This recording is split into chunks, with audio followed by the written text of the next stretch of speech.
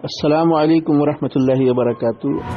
تمام شرکاء سے گزارش ہے، یہ جو پیغام میں ریکارڈ کر رہا ہوں بہت اہم ہے، اس کو غور سے سنیں، اور اگر کسی کو وقت ہو، سہولت ہو تو اسے ہندی اور اردو میں ٹائپ کر دیں۔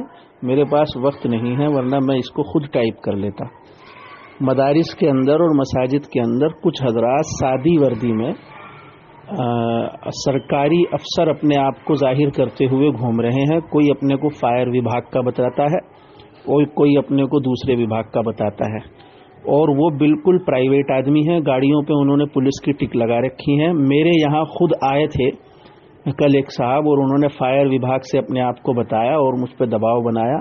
میں نے ان سے جو ہے کچھ بات چیت کی، اور زبردستی انہوں نے اپنے یہاں کہ جی آپ کے یہاں فائر کا وارننگ ہے، چالان ہوگا، فلاں ہوگا، تو اس چکر میں تھا رشوت دیں۔ لیکن میں نے کہا بھائی ہمیں معلوم نہیں تھا، ہم نے جس سے لگوائے تھے یہ فائر کے جو سلنڈر ہوتے ہیں، انہوں نے ہمیں اس طرح کی کوئی چیز نہیں بتائی تھی جو آپ بتلا رہے ہیں، ہمارے یہاں لگے ہوئے ہیں۔ اگر اور ضرورت ہے تو ہم پولیس چوکی سے معلوم کر لیں گے کتنی ضرورت ہے، ہم لگوا لیں گے، آپ ہمیں لکھ کے دے دیں، اور اگر چالان کی بات ہے تو آپ چالان کر دیں، لیکن ہم پیسے ویسے نہیں دیں گے۔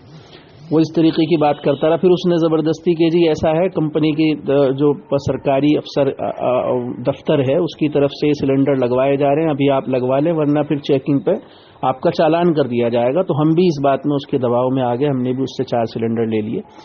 اسی طریقے سے اور بھی کچھ لوگ ہیں جو سادی وردی کے اندر مدارس کے اندر گھوم رہے ہیں اور وہ پریشر بناتے ہیں۔ تو ایسے پریشر میں آنے کی ضرورت نہیں ہے، پہلے صحیح معنوں میں تحقیق کر لیں کون آدمی ہے اور کیا کس منصب کا ہے، کس دفتر کا ہے، کس محکمے کا ہے۔ صحیح معنوں میں پہلے اس کی تحقیق کر لیں، پھر اس سے کوئی اثر قبول کریں۔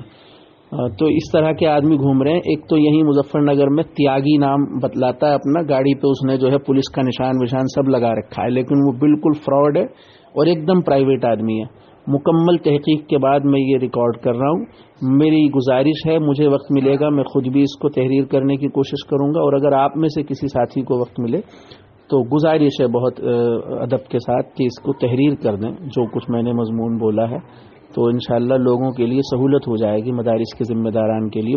تیوڑے جیسے مدرسے کے اندر اس آدمی نے جا کے روب گاٹھا، اور انہوں نے وہاں پہ جو ہے لاکھوں روپے بتا رہے ہیں کہ خرچ کر لیے اس کام کے سلسلے میں، مطلب یہ کہ فٹنگ وغیرہ کرا لی۔ اچھا کیا، ہونا چاہیے، لیکن یہ کہ وہ خواہ جا کے دباؤ بنا دیا ایک پرائیویٹ آدمی نے، اور وہ سمجھے اس کو سرکاری آدمی، تو یہ ہو جاتا ہے۔